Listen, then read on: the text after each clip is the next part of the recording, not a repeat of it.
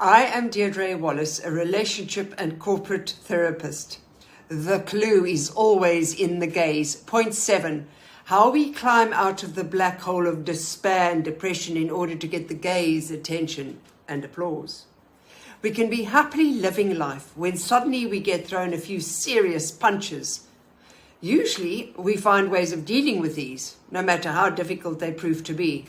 However, in some cases or in some periods of your life, you may begin to realize that even though you feel content, yet creeping in, you might begin to feel an uneasiness that could lead to unhappiness and discontent.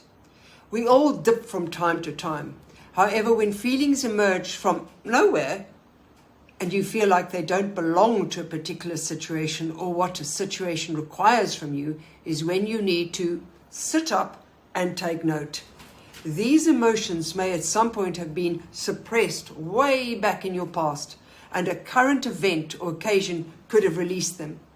Slowly over time, you may begin to realize that 1 minute you may feel elated, happy, yet soon after you start feeling yourself sinking into a black hole of depression, feeling lonely, anxious, a failure, sad and depressed, then happy again, similar to a roller coaster, up, then down. Actors, dancers and musicians know these feelings all too well. When they are on stage, they have the full attention and gaze of the audience. They can feel fabulous, marvelous, and on an absolute high, especially when the audience applauds. But then they often sink into a total depression when the audience leaves, and they feel left and alone again, abandoned, anxious, worthless, sometimes not good enough, and even a failure. Sadly, many actors turn to alcohol and drugs when they are not working, as they wait, not knowing when their next role will arrive. The ballet dancer Nureyev often said that it's the gaze of the audience which just transforms him. The audience cannot speak except applaud, which in turn allows the actor or musician to feel adored, needed, wanted, and loved. But at some point, the audience have to go home, which is when the black hole of depression may hit and an anticlimax is felt. And trying to get out of this black hole can be very hard. It's a serious climb. For the rest of us, it may just be when friends leave after an engagement, or you leave the office, or when things come to an end and you are left feeling empty and alone. Sometimes we just need a hug, but there is no one there.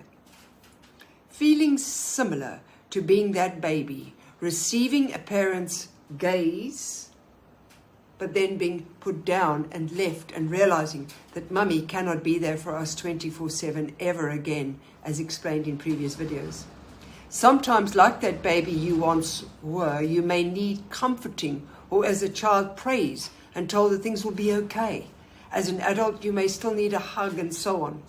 But people are sometimes too busy to notice, and you are left feeling sad and alone. It's a feeling many feel to some extent. Sadly, these feelings can also continue for long periods.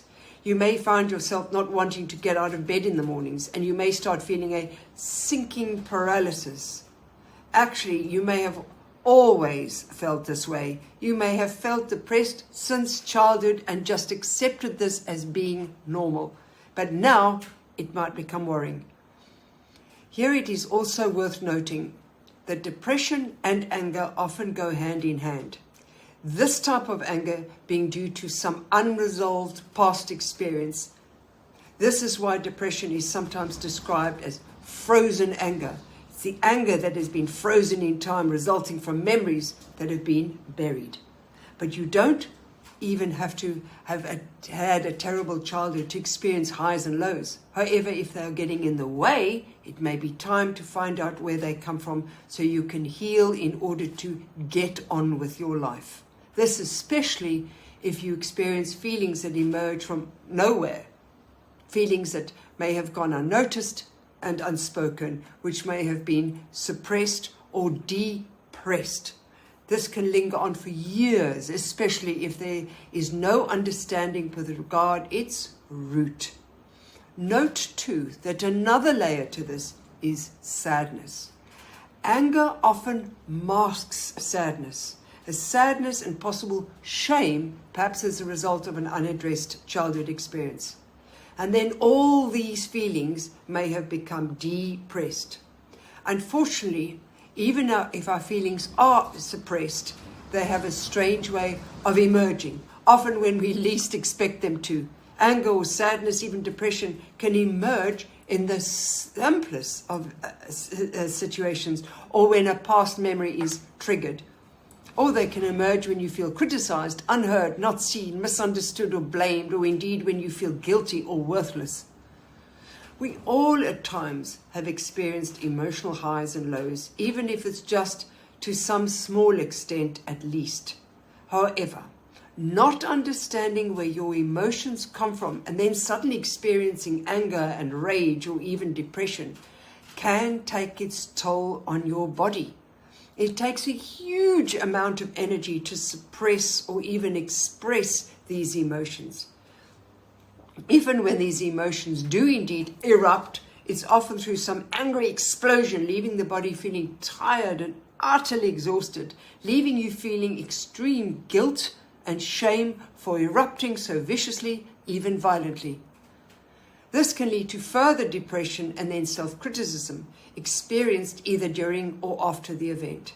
As a result, you may underline all the feelings with a sense of worthlessness that you may already feel deep within. You see, we store everything that happens to us, and the body remembers it all. When circumstances occur that reveal they are there, it may be time to dig a little deeper in order to remember so you can understand and heal. However, coming back to you, do you ever feel low, sad, angry, depressed, alone, struggling to climb out of your own black emotional hole? How do you fill this hole, or do you? What makes you feel this way? Do you know? When might it have started? And when you experience your lows, even if they are momentary, what happens? How long does it last, the feeling last? How do you manage to climb out of your own black hole? And via this video series, I therefore encourage you to start a journal so you can write down what you have learned about yourself. This may help you understand yourself and your knee-jerk reactions a lot better. And please comment or subscribe to my channel if you wish to learn more. Thank you.